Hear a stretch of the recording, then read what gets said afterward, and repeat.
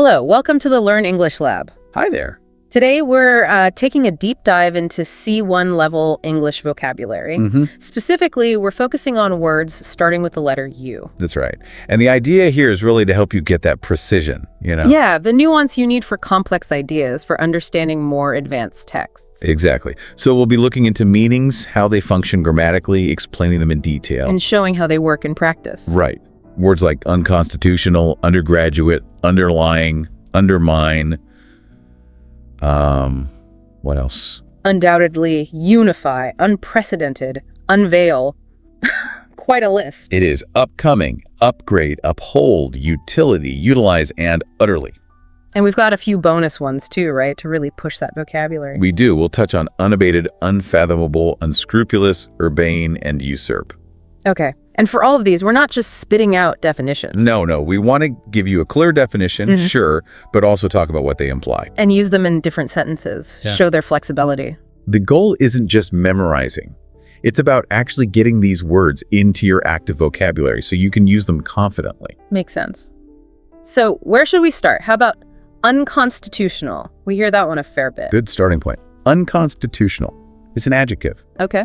And it basically means something that, well, goes against a constitution. Like the fundamental law of a country. Inoxally. Precisely. It's not allowed by that core document. It signifies a conflict, making whatever action or law invalid. So it's not just saying something's a bad idea, it's saying it violates the actual legal foundation. That's the key. It carries significant legal weight. You hear it a lot with rights, freedoms, government power debates. Definitely. For example, imagine a government passes a law restricting, say, the right to assemble freely. Okay. Someone might challenge that law, arguing it's unconstitutional because it violates a right guaranteed by the Constitution. And a court would decide. Yes, a court could rule on it and might even strike the law down if it finds it truly is unconstitutional. Right, it really comes down to those foundational rules. Okay, clear. Let's shift gears a bit. Education. Undergraduate. Ah, yes. Undergraduate. This can be a noun or an adjective. Two functions. As a noun, it's a student who's working on their first degree, usually a bachelor's. Right, before you get your first main degree. And as an adjective, it describes things related to that level, like undergraduate courses. So if you're an undergraduate, you're in that first phase of university study. Correct. It distinguishes you from graduates or postgraduates who've already got that first degree. It points to a specific stage. How would we hear that used? Well, you might say she's an undergraduate majoring in history, or maybe the university offers many undergraduate research programs. Got it. Defines that academic stage. Okay, what about the adjective underlying? This feels like it gets deeper. It does. Underlying means something fundamental, basic, but it's often hidden beneath the surface. Not immediately obvious. Exactly. It points to the root causes, the hidden factors behind a situation or a problem. So it's about digging past the symptoms to find the real issue. Crucial for analysis. Absolutely. Whether it's economics, psychology, anything really. You need to find the underlying reasons. Can you give an example? Show how it adds that depth. Sure. Instead of just saying sales are down, you could say the underlying reason for the sales decline seems to be a fundamental shift in consumer taste. Ah, okay. So it suggests something deeper than just, say, bad advertising. Right. It points to a more fundamental cause. That really shows its analytical value. Okay, let's look at the verb undermine. This sounds a bit negative. It usually is. Undermine means to weaken or damage something, often gradually or subtly. Like authority or confidence or maybe even a physical structure. All of those, yes. It suggests a process that erodes strength or stability. So it's not always a direct assault, more like wearing something down. That's a great way to think about it, like erosion. You see it with trust in relationships or weakening someone's argument piece by piece. How could it work with confidence? Imagine a boss who, maybe subtly, always questions an employee's decisions in front of others. Okay. That constant questioning could really undermine the employee's confidence over time. Yeah, that's steady chipping away. I see. Okay, let's switch tone. The adverb, undoubtedly, sounds very certain. It is. Undoubtedly means without any doubt. Certainly. Unquestionably. We use it to really emphasize that something is true or definite. Yes, it adds a strong layer of conviction. Yeah. You might use it when the evidence is just overwhelming. How does it strengthen a statement? Well, You could say, he's a skilled negotiator. That's positive. Sure. But if you say, he is undoubtedly a skilled negotiator, his track record proves it, that undoubtedly really ramps up the certainty. Leaves no room for argument. Got it. All right, next up, the verb unify, bringing things together. That's the core idea. Unify means to bring separate things together, make them united, create a single whole. The opposite of dividing, essentially. Exactly. It's about creating cohesion, harmony, often from parts that were quite different or even opposed. We hear this in politics a lot, or social movements. Yes. For instance, a leader might give a speech aiming to unify a nation after, say, a divisive election, Trying to bridge gaps. trying to find common ground, shared values to bring people together. Highlights that positive, cohesive force. Okay, next word. Unprecedented. Adjective. Sounds like something really new. It means exactly that. Never done before, never happened before, no previous example exists. Completely novel situations or events. Right.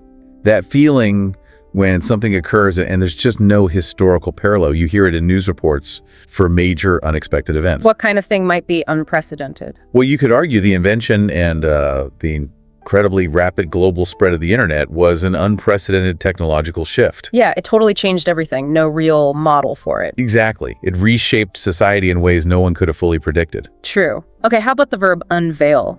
I often associate this with like a ceremony, That's often the case. Unveil means to reveal something, make it visible for the first time. but often with a bit of fanfare. Yes, often with some formality or ceremony. It suggests a deliberate presentation, not just casually showing something. Like pulling a curtain off a statue or a big product launch. Perfect examples. A company might hold a big press event to unveil its new flagship phone. Creating buzz around that first look. Precisely. All right, let's look at upcoming. This feels more straightforward. An adjective. Yes, an adjective. Upcoming just means happening soon, about to appear, forthcoming. So referring to events or things expected in the near future. That's it. Useful for planning, talking about anticipation. An upcoming election, an upcoming deadline. How about in a sentence? You could say, we need to prepare for the upcoming presentation next week. Simple as that. Clear and useful. Now upgrade. Verb and noun. Both. As a verb, upgrade means to improve something, its quality, performance, status. Make it better. And as a noun, it's either the improved version itself or just the act of improving it. We all know this one. Upgrading phones, software. Sometimes getting a flight upgrade if you're lucky. Exactly. It's all about enhancement. Could you use it as a verb in a business context? Sure. The company decided to upgrade its entire computer system to boost efficiency. Improving capabilities. Got it. Next, the verb uphold. Sounds like maintaining something important. It does. Uphold means to maintain, support, or defend something. Often a principle, a law, or a decision. Implies a commitment to it. Yes, a commitment to preserving it or standing by it. It carries a sense of duty or responsibility. Like a court upholding a previous verdict. That's a classic example. Or an organization might say it strives to uphold the highest ethical standards. Showing dedication to those principles. Exactly. Okay, let's tackle the noun utility. This has a couple of meanings, doesn't it? It does. Firstly, utility can just mean usefulness. The quality being practical or beneficial. How useful something is. Right. But it also refers to a public service like electricity, water, gas, utility companies. Ah, okay. So usefulness in general, or those essential services. How would you show the difference? Well, talking about a gadget, you might say its main utility is its long battery life. That's usefulness. Okay. But you could also say, we need to pay the monthly utility bills, referring to electricity and water. That makes the distinction clear. Abstract usefulness versus concrete services. Good. Next verb, utilize. Looks like use, but fancier. It is a bit more formal than use.